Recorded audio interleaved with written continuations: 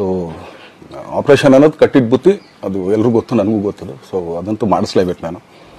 ಆದರೆ ಈಗಿರೋ ಕೆಲಸಗಳಲ್ಲಿ ಯಾರಾದ್ರು ನಾನು ಒಪ್ಕೊಂಡಿದ್ದೀನಿ ಸಿನಿಮಾಗಳು. ಸೊ ಯಾಕಂದರೆ ನಾನೆಲ್ಲ ನನ್ನ ನಿರ್ಮಾಪಕರಿಗೂ ಥ್ಯಾಂಕ್ಸ್ ಹೇಳೋಕ್ಕೆ ಇಷ್ಟಪಡ್ತೀನಿ. ಯಾಕಂದರೆ ಇಷ್ಟು ದಿನ ಕಾದರು.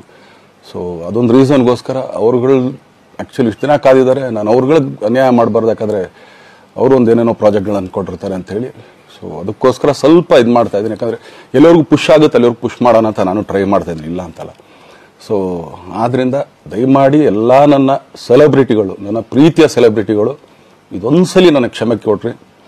ಯಾಕಂದರೆ ನಾನು ಸಿಗ್ತೀನಿ, ನಾನು ಸಿಗಲ್ಲ ಅಂತಲ್ಲ, ಖಂಡಿತ 101% ನಾನು ಸಿಗಬೇಕು. ಯಾಕಂದರೆ ನಿಮ್ಮೆಲ್ಲ ಇಂಡಿವಿಜುವಲಿ ನಾನು ಥ್ಯಾಂಕ್ಸ್ ಹೇಳಲೇಬೇಕು ಅದನ್ನು.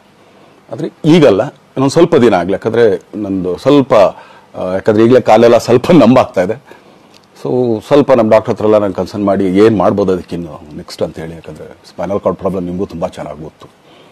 ಸೊ ಇದೊಂದು ನ್ಯೂಸ್ ಫಸ್ಟ್ ನಿರ್ಭೀತಿಯಿಂದ ನಿಮ್ಮ ಪರವಾಗಿ.